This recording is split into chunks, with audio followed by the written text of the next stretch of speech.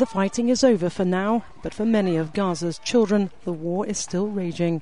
Some parents fear their traumatised children may never recover from the psychological damage they've suffered over the past 3 weeks. Our young children are terrified. The eldest one is 12 years old and has begun wetting himself, something he hasn't done since he was 2 years old.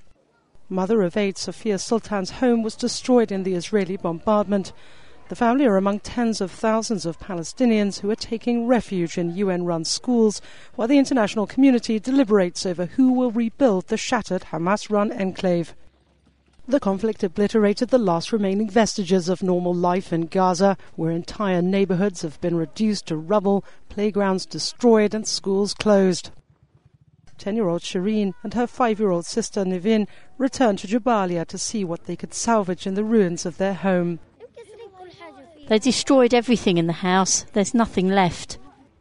The UN's children's agency, UNICEF, is warning that Gaza's 840,000 children risk becoming a lost generation. The agency says children's exposure to constant violence and inability to leave Gaza have massively increased the level of trauma in children who were already suffering high levels of stress due to occupation and conflict. More than 1,000 Palestinians were killed and over 5,000 were wounded during the 22-day offensive.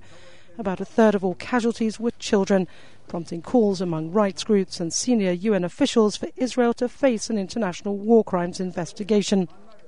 But Israel continues to insist its military campaign was both lawful and justified. Helen Long, Reuters.